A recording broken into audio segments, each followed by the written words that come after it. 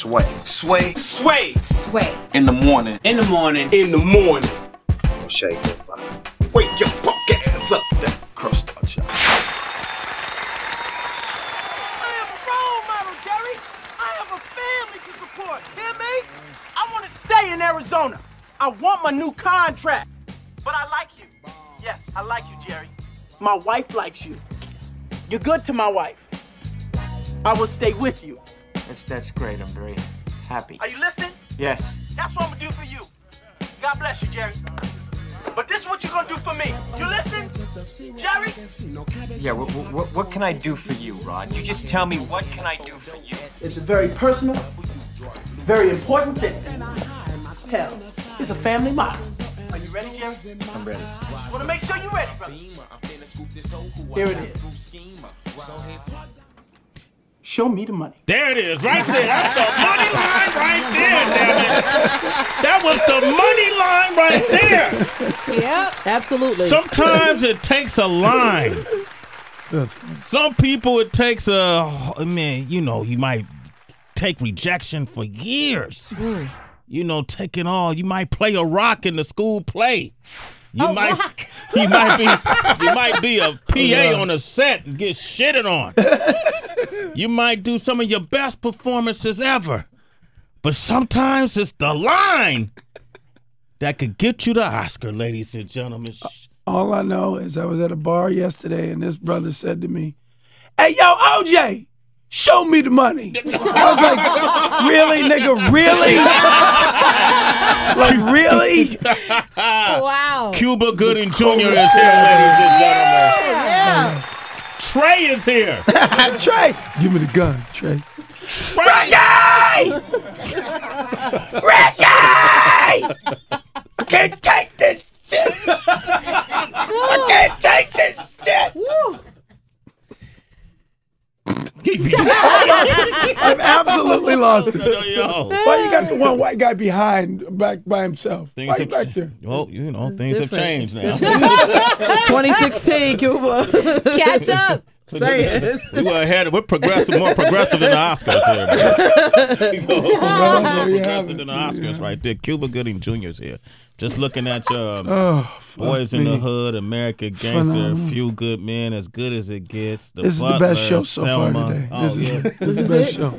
I'm done after this. I'm done. You good? You good after this? After this, I'm going home. Yo, I have a poop. Take a nap. Very healthy. One of the most important things I saw you do, man, is when you was in the, you know, Jerry Maguire and rocked out with my cock out. No, not the cock thing. What are you talking about? The break dancing thing. Yeah. The break, because you started as a b-boy, yo. You know that. I know you started as a b-boy, but the world didn't know. You know, the world didn't know that Cuba Gooding Jr. is a b-boy first, actor second. That's right. Yeah? They didn't know. And when you did that on that mainstream platform, that gave visibility to a culture that otherwise wasn't getting it. You didn't look at it like that. No, I didn't. Yes, that's true. You let the world in on that culture that you came from. You didn't forget where you came from. Man, you still be popping? Still, you know, I got all of them, man. Come on. Watch out. Hello, somebody. You know what I'm saying? Oh, he cramped on me. All right, man. We got to come back and talk about American Crime Story. We got to work, Sway. The People versus O.J. Simpson. That's premiering tonight at 10 p.m. And, man, they're talking about this series. Yeah. They're talking about it. Yeah. I was watching Dr. Phil yesterday. And they were talking about the show? They were talking about the show. They had some of the people, some of the family members. Yeah. The real family members on the show speaking about this series and how they felt about it, which is some of them don't want any of this rehashed. Yeah, I understand. Yeah, I get it. So, yeah, talk about you know, it's funny too because I remember celebrating the not guilty verdict. I remember being elated because I didn't care if he did it or not. I was just another black man that was wrongly accused, and finally we got a little justice. That's what I felt, you know. Yeah. But you know, and it's interesting because there's people that say to me, "Oh, you guys going to try to say he's innocent or he's guilty?" We're not dealing with any of that. I think it's more about shining a light on America at this time in 1994. You know, the racial tensions and how that played a role in the trial and the verdict. And I think that, to me, it's like it's our responsibility as artists to shine the light on social ills so that we can find a process for healing. You know, I saw Straight Outta Compton, thought it was a phenomenal movie, but it was funny because I was in, obviously, Boys in the Hood, and I was with Ice Cube during that period, and I was celebrating that song, Fuck the Police, and didn't even understand. I just thought I'm going to be rebellious, but I didn't understand that I had that emotional outlet so that I didn't go shoot on police officers. For real. You know, I had the song I could turn up and get that release. And so I think there was healing in that, you know? And I think just like this series, you know, people are pissed, man. They were frustrated, you know? And if we don't address these issues and you pent up that frustration and anger, it's only going to lead to ill will. So you need this outlet. And it's interesting because you had made statements about the family. And I was, you know, I know this line that I'm walking, playing this character and revisiting this story. And I know how painful it is for these people. And I remember, you know, I was shooting that scene where OJ bends down and kisses Nicole's corpse. And I remember we broke for lunch and I had a nervous breakdown in my trailer because it wasn't because of that scene as much as it was me feeling the guilt that I never felt. Grief for those families. I could celebrate for my own personal agenda, but you know, I felt shamed that I had I went through that you know, that mental process. Yeah. You're a younger man then, though. We all based on we didn't think like that. We just thought, like you said, black man got off. Yeah, that's right. You know, a lot of folks didn't factor in that these people lost their daughter, that's right, or their sister, or their or son. What did you? Was this kind of like therapeutic for you? Yeah, I think so. I think play you this know, role? Actors talk all the time how it takes them a while to step out of a dark role, and I used to think it was bullshit. Yeah. Until I went on this 6-month journey with this character, it took a while for me to step away from it. There were weird similarities and parallels between my life now and O.J. Simpson's life back then that I couldn't shake. You know, so what were some of those? Yeah. Well, you know, I'll tell it this way. There was a story where I'm a huge ice hockey fan. I've been playing for 20-something years, and the Blackhawks had their last game of the regular season. So my buddy and we had tickets, and I got us plane tickets to fly to Chicago to see that game while we were filming. So Saturday morning, I woke up. I went to my daughter's dance recital. My wife and I had kind of going through some things when our marriage. And she didn't get a ticket for me. So I had to get a ticket away from the family. So I was a little, you know, kind of pissed off about that. But I was there for my daughter. So that night, got on a plane, flew to Chicago, checked into my hotel room, and almost started crying because I realized the night before the bodies were discovered, OJ flew to Chicago. Oh, wow. The day before the bodies were discovered, OJ went to his daughter's dance recital, and Nicole didn't have seats for him. Wow. And I thought to myself, what the fuck is happening? You know, to have that kind of collusion. So I called Ryan Murphy, and I told him, and he goes, "You won't believe what we shot last night." I said, "What?" He said, "The murder scene." Wow. And I'm telling you, God's will in my life with seminal roles like this in my career, Boys in the Hood, Jerry Maguire, this, I'm always at a place in my life that so connects with that character. So it is what it is. Cuba Gooding Jr. is here. Grab the Hennessy bottle. He grabbed the Hennessy bottle, boy. Give me a cup, too. Hey, that's 7, 4, 2, 3, 4, 5. Let that breathe. The People versus O.J. Simpson. American Crime Story tonight on FX, 10 p.m. That's when it kicks off. Cuba Gooding Jr. is here with us right now. Yes, sir. Playing the role of O.J. Simpson, who I had a chance to meet years after the trial and party with him. I partied with you, too. That's more similarities. You guys got in common. Oh, my gosh. We party.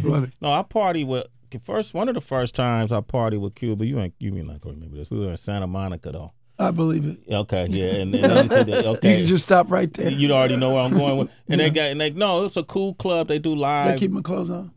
Yeah, you were good. You were Okay, good that good. night. I wouldn't have let you do that. I was in Beirut, Lebanon for 8 days. We were trying to do a film festival right before the last incident where they kind of destroyed the city. But I made the cover of GoLebanon.com with my shirt off with a champagne bottle over my head, pouring it like this. Yeah.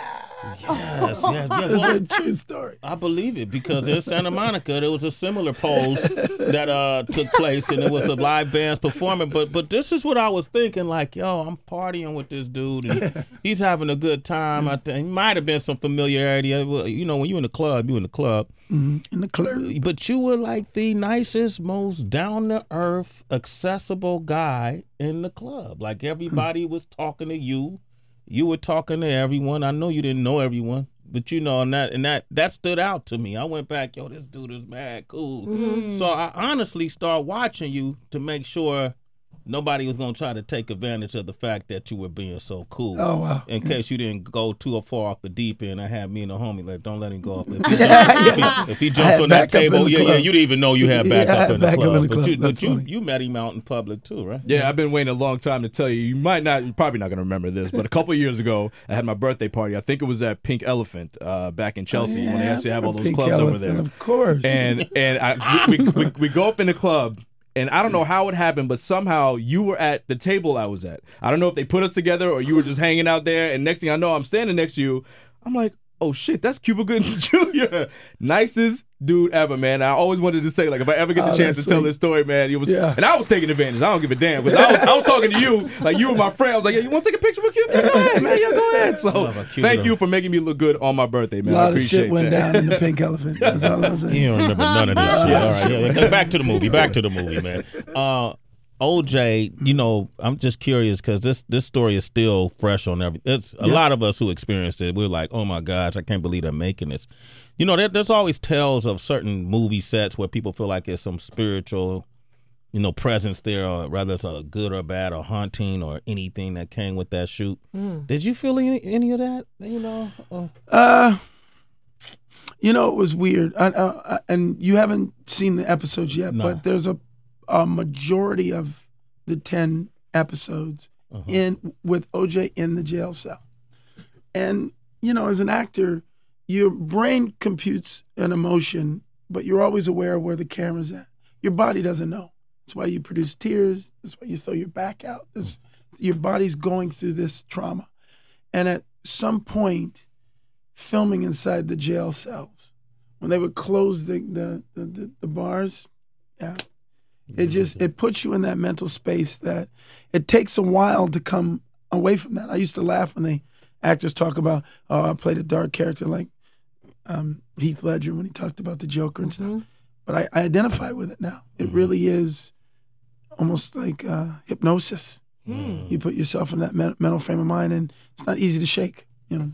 You mentioned the jail cells, and we all know that OJ is in jail now. That's right. Did you have an opportunity to talk to him? Was it necessary for you to speak to him before you shot this film? I didn't have an opportunity. I mean, I probably, if I wanted to, could have maybe, I don't know, organized a trip to see him. But I didn't want the man sitting in jail, that, you know, shell of a man, to be present in the portrayal of the man who he was in 1994, the Heisman Trophy winner, the flamboyant, egotistical personality. That's the character. If anything, this was my second time playing him. First time was as Rod Tidwell in Jerry Maguire. That's the connection I made with him, because I think there's something that happens with these athletes at some age, 5, 6, 7. They throw a football or they run faster than any other kid, and the people around them recognize this ability, and it becomes this protective shield that harnesses that talent, but it stunts the growth of their social ability. And when they make their millions and when they win their awards, and then they stop supporting that system around them, they're pushed off into society with that same 5, 6-year-old mentality of handling their social problems. That's why a lot of times you see these, you know, violent behavior in relationships and whatnot.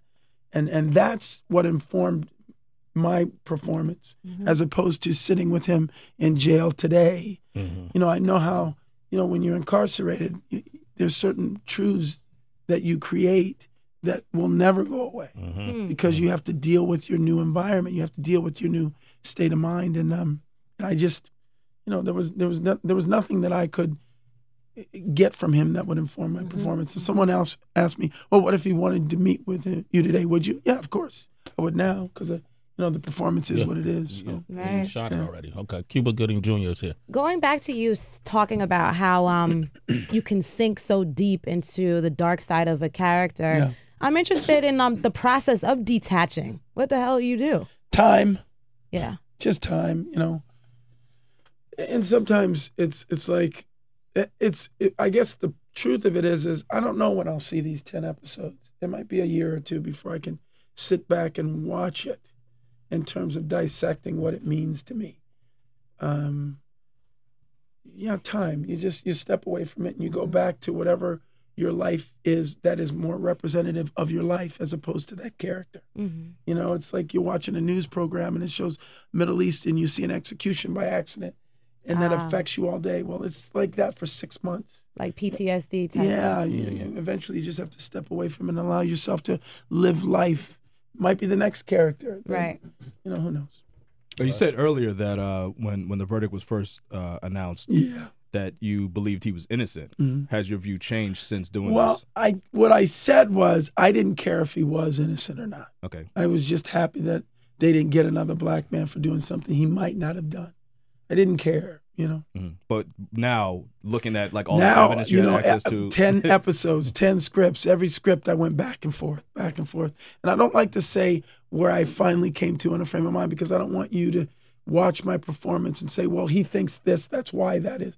I think I should leave my personal opinions out of it and let you bring to the performance how you feel. Because you're either going to feel he's guilty or he's innocent. Nothing's going to change that, right. I believe if OJ came out today and he said, all right, I did it, people would say, well, that's because prison broke him to say that. You know what I mean? It's like people are going to believe what they believe. I'm just here to, display the artistry. Marcus is on the line from Vegas. Good morning, Marcus. Marcus, what's poppin'? Marcus. Hey, good morning, y'all. How y'all doing? We Hey, good. man, we about to put you on the phone with an Academy Award winning Cuba Gooding Jr., man. Come give me some energy, baby. Say what up. Hey, what up, Cuba? How you doing, man? I'm blessed, brother. Thank you. Hey, I just have a quick question for you. As you take a look back at your trajectory of your career, and I want to be really important not to use the word regret, because I'm sure you got paid very well for a majority of these films. Is there any particular role you can go back and you just wish, you know what, I wish I would have did that differently, or perhaps made a different decision in regards to accepting that particular role? Every role I wish I could go back, because what happens is you surrender your performance to the director, and then the director goes into the editing room and he makes decisions on your takes.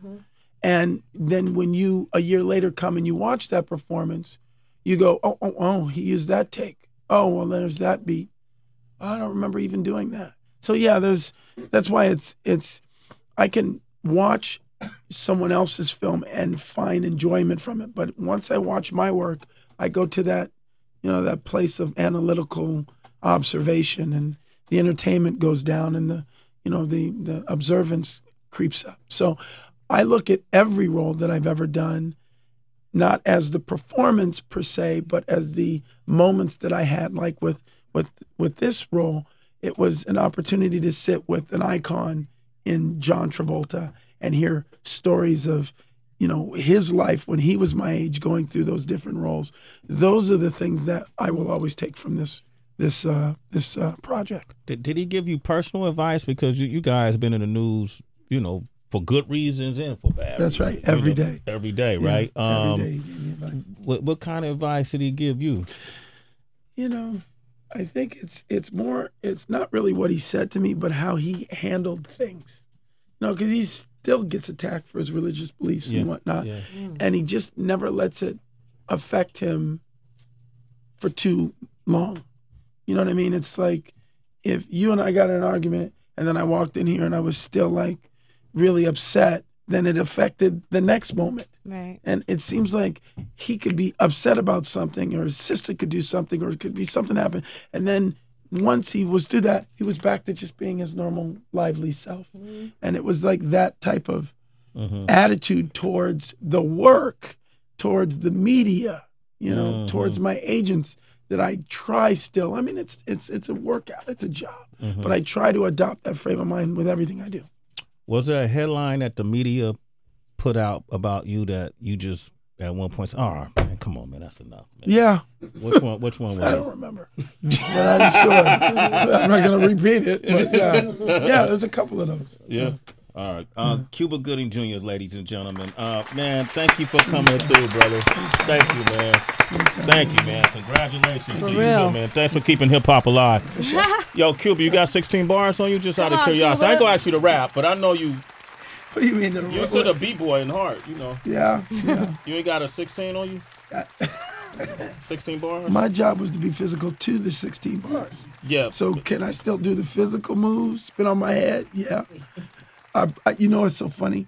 I went to this nightclub while it was during filming, and there were B-boys doing things that I can't do. They're crazy now. They're crazy now. Yeah, creativity.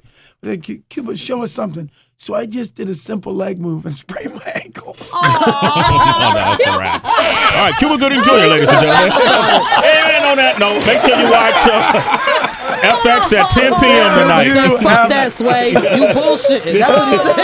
You playing, Sway. Quit People playing. versus O.J. Simpson, American Crime Story tonight at 10 p.m. We're going to take your calls on today's show, 888-742-3345. It's Sway in the morning, only on Shea 45.